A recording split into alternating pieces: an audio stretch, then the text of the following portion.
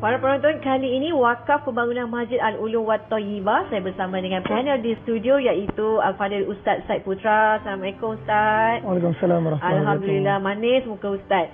Duta Khas Jawatan Kuasa Pembangunan Masjid Al-Ulum Wat Thayyibah Pantai Remis Perak. Ustaz, jadi kongsikan bersama dengan penonton berkenaan dengan Madrasah Darul Ulum wal Qiraat ini yang bakal membangunkan Masjid Al-Ulum Wat Thayyibah di Pantai Remis Perak. Silakan. Jazakumullah khairan kathir. Terima kasih banyak kepada pihak TV Al-Hijrah di atas jemputan temu bual. Masya Allah. Alhamdulillah, pertama sekali sebelum kita kenal dengan Masjid Al-Ulum Wat Thayyibah, kita kenal dulu dengan Madrasah Darul Ulum wal Qiraat. Sebab pihak madrasah yang sedang sekarang dalam pembinaan masjid. Jadi Madrasah Darul Ulum wal Qiraat ini merupakan sebuah madrasah yang ditubuhkan sejak daripada tahun 2013 lagi. Oleh satu orang ulama, Ustaz Haji Abdul Rahman Zakaria dan Ustazah Hajah Salmi Hasan. Dan sekarang madrasah sedang berjalan di bawah kelolaan mudir Maulana Jalaluddin Al-Hafiz, yang mana seorang penceramah yang cukup hebat. 17 tahun dah pengalaman lebih kurang berceramah seluruh dunia, dalam dan negara.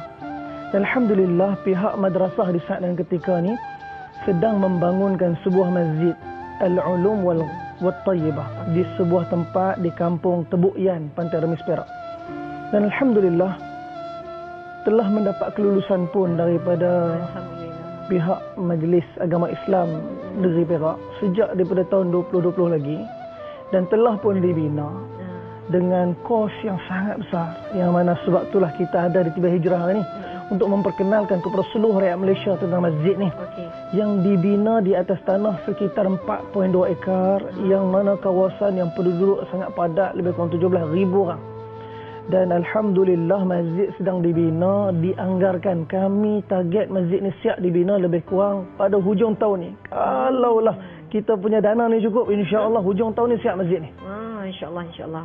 Wah, agaknya berapa agaknya perkembangan terkini kutipan dana dan berapa lagi yang diperlukan?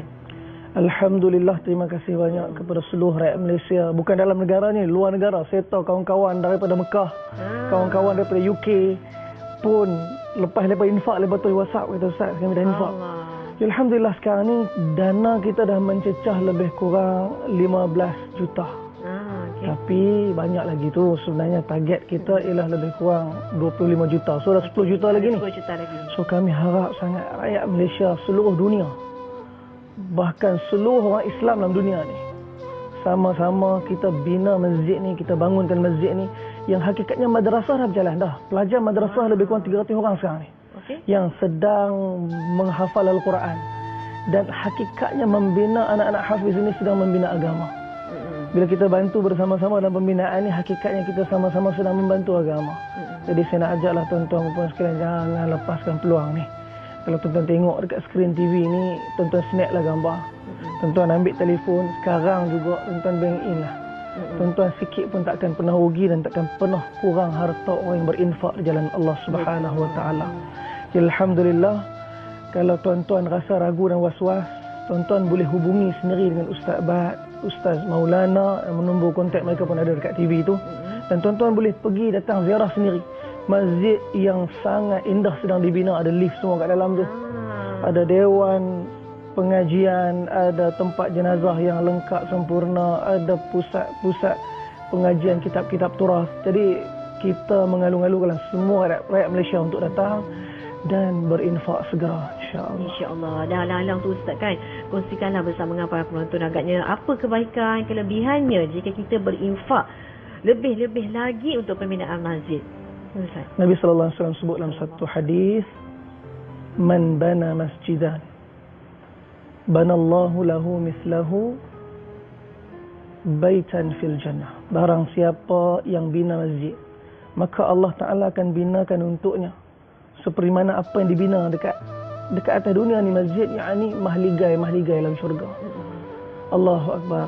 Sahabat ialah orang-orang yang hidup maka tengok dunia, tapi sayup mata mereka ke negeri akhirat. Kita nak belajar benda yang sama. Yang kita guna atas dunia ni habis, tapi yang kita infak dan masuk ke dalam akaun-akaun akhirat kita, yang tu yang akan kita sambut dekat sana nanti. Tatajafa junubuhum 'anil madaji'i yad'una rabbahum khaufan wa tama'a wa mimma razaqnahum yunfiqun. Mana orang yang menjauhkan lambung tempat tidur mereka semata-mata kerana Allah, doa, takut dan harap kepada Allah, dan mereka menginfakkan sebahagian daripada rezeki mereka hanya semata-mata untuk meredakan Allah Subhanahu Wa Taala. Jadi infaklah tuan-tuan. Ini bukan untuk orang lain, ini untuk kita. Kita bina agama kat dunia ni, maka Allah Taala bina akhirat kita. Dan Allah Subhanahu Wa Taala hakikatnya tak perlukan siapa-siapa pun. Allah tak perlukan kita, dan kita yang perlukan Allah Subhanahu Wa Taala. Ya, insya-Allah. Jadi Ustaz, pesanan terakhir daripada Ustaz untuk para penonton kita sekali lagi, bagaimana cara untuk berinfak, dan juga kesimpulan yang Ustaz lagi sekali, kenapa agaknya Masjid Al-Ulum wa Thayyibah ni benar-benar memerlukan wakaf daripada para penonton. Assalamualaikum khususnya. Okay, saya nak tutup dengan sebuah kisah. Imam Syafi'i rahimahullah, tu orang datang jumpa dia, bawa satu masalah. Kata, wahai Imam, aku ni gaji 5 dirham setiap bulan tapi tak cukup-cukup. Imam Syafi'i kata, kalau tak cukup, esok jumpa dengan bos suruh dia kurang gaji. Dah pelik benda ni. Jadi sampai dekat sami'na wa ta'ana ni, kita ni nak taat benda yang faham senang, nak taat benda yang tak faham tu susah. Susah nak faham. Keluarkan duit di jalan Allah, Allah tambah rezeki kita. Susah nak faham. Riba ni banyak harta kita dapat. Pinjam 1,000, ambil 10,000. Banyak zahir. Susah nak faham. Tapi mentaati perintah Allah Subhanahu Wa Taala yang kita tak faham, ini iman.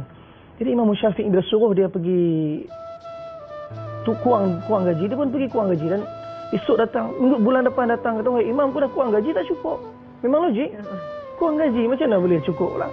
Imam Syafi'i kata, tak cukup, pergi minta kurang lagi bulan depan. Maka dia pun taat guru suruh, kurang lagi 4 dirham. Bila kurang 4 dirham, datanglah bulan depan, wahai Imam, sekarang gaji aku 3 dirham. Alhamdulillah, kan dah cukup dah. So aku tak faham, wahai Imam, aku ada gaji 5 dirham cukup, tak cukup, gaji 3 dirham ni cukup, macam mana boleh jadi macam tu? Imam Syafi'i kata, ketahuilah, sesungguhnya kerja yang kamu buat sekarang ni tak layak pun untuk kamu dapat gaji 5 dirham tu. Kelayakan kerja yang kamu buat gaji cuma 3 dirham je. Apabila perkara yang haram masuk dengan perkara yang halal, maka dia telah merosakkan perkara yang halal. Maka apa yang patut dilakukan, sebab tu kita infak di jalan Allah. Sebahagian perkara yang ada dalam rezeki kita pun tak tahu hak mana syubhah, hak mana yang terharam, kita tak tahu. Jadi di saat kita infak, 2 perkara kita dapat. Yang pertama, kita dapat bersihkan harta kita. Yang kedua, kita sedang bina akhirat kita. Jadi rugilah kalau saat dan ketika dibentangkan oleh Allah di depan kita kebaikan ni, dan kita tak mau ambil peluang ni. Wallahu a'lam bisawab. Jangan tunggu lagi tuan-tuan. Sama-samalah kita ambil bahagian, dan semoga Allah Ta'ala jadikan kita asbab agama ni bangun, dan di akhirat nanti kita tengok kesan, insya-Allah. InsyaAllah. Moga Allah permudahkan segala urusan Ustaz dan juga Masjid Al-Ulum wa Thayyibah, dan juga capai target kita 10 juta saja lagi. Sikit saja lagi dengan adanya bantuan daripada para penonton. Assalamualaikum. InsyaAllah akan tercapailah hasratnya untuk pembangunan Masjid Al-Ulum wa Thayyibah. Jadi Ustaz, terima kasih sekali lagi Ustaz Said Putra, Duta Khas Jawatan Kuasa Pembangunan Masjid Al-Ulum wa Thayyibah, Pantai Remis Perak. Jadi para penonton, lembutkan hati kita untuk sama-sama kita beri bantuan untuk wakaf pembangunan masjid ini. Moga-moga kita mendapat kesannya pada akhirat nanti, insya-Allah. Kita berehat dulu, kembali lagi selepas ini.